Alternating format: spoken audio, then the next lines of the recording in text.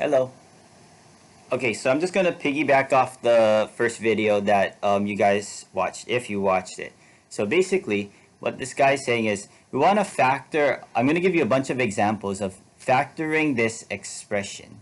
So, or just these expressions in general. So what he said in the last video was two numbers that multiply to negative 14. Negative 1 times 14 is gonna be negative 14. 1 times negative 14 is gonna be negative 14. 2 times negative 7 is going to be negative 14, and negative 2 times negative 7 is going to be negative 14. Your goal is to figure out which two numbers are going to add up to 5. Which two numbers will add up to 5. What I see here is these two numbers here will add up to 5, right? Because negative 2 plus 7 is 5. So, what he mentioned in the video was that when you're writing what factors to the factors of x squared plus 5x minus 14, you always want to write an x and an x here because x times x is x squared. Okay? What you want to find out is the numbers that would go here. So generally they follow this pattern. It would be like x plus something and x plus something, and you're trying to fill in the blanks here. So the numbers that would go in the blanks is basically what you find here. So it would be x plus a negative 2, and we have x plus 7. So in other words, if I were to just write my factors, this would be x minus 2 and x plus 7. And that is basically how you would factor that. Now, to check your work to see if these are your factors, one way he showed you was the FOIL method. If he showed you the FOIL method, I know some of you probably prefer the box method. So if I show you the box, this is basically how you would go about doing it. So x times x is x squared. Negative 2 times x is negative 2x. Positive 7 times x is going to be a positive 7x. And then 7 times negative 2 is going to be negative 14.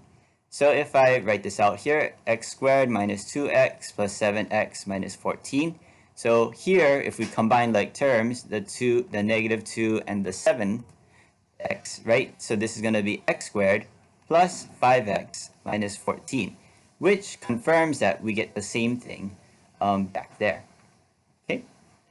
Another way that you could do this, if you're wondering, is some of you may have had exposure to the X method. So the way the X method works would be that you imagine that since there's no number there, you assume there's a 1. So this would be 1 times negative 14 is going to be negative 14. And then the number that goes on the bottom is going to be 5. So you're finding two numbers that multiply to negative 14 and add up to 5. So if you try to do those numbers, what we originally arrived at is negative 2 and 7, because negative 2 times 7 is negative 14, and negative 2 plus 7 is 5. Next, what we want to do is we want to divide each of these numbers by the number that we see in front here. The number that you see in front here is 1. Okay, so if you had to write the factors, the number here goes first, so 1x, followed by the next number, 1x minus 2. Then this number comes next, so 1x, and then this number comes after, plus 7. And as you can see, this expression is the same thing as that expression, and that's how that would be factored. Okay, now let me show you another example. Okay, let's say we want to factor x squared plus 7x plus 12. So this is the same one that he showed in the video, but if you had to create your list of numbers, right? 1 and 12, negative 1, negative 12, 2, 6, negative 2, negative 6, 3, 4, negative 3, negative 4. You're trying to find two numbers that multiply to 12 and then add up to 7, right? So if you look at that there, what I see here is the two numbers that multiply to 12 and add up to 7 will be these here. So this means our factors, we know that, again, we have an x and an x here because x times x is going to be x squared. Now the numbers here just go right in the spaces here. So this is x plus 3 times x plus 4. And that is basically your factored expression. You can also check your work again by using the box method if you don't like FOIL. So if you use the box, you have x plus 3, x plus 4. X times x is x squared. 3 times x is a positive 3x. 4 times x is going to be a positive 4x. 4 times 3 is going to be a positive 12. So you can check your work. We have an x squared here. We have a 12 here. So you have to just do 3x plus 4x, which is 7x. And that confirms that we have done it correctly. Okay, so another way that you could also do this is you could use the x method. So if you use the x method here, again, you imagine that there's a 1 here. So you're finding two numbers that multiply to 12 because 1 times 12 is going to be 12. Number that goes on the bottom is going to be the 7. So you're finding two numbers that multiply to 12 and add up to 7. We said already here, 3 and 4 should work because 3 times 4 is 12 and 3 plus 4 is 7. Next, what we do is we have this number here, so we need to divide each of those numbers by 1.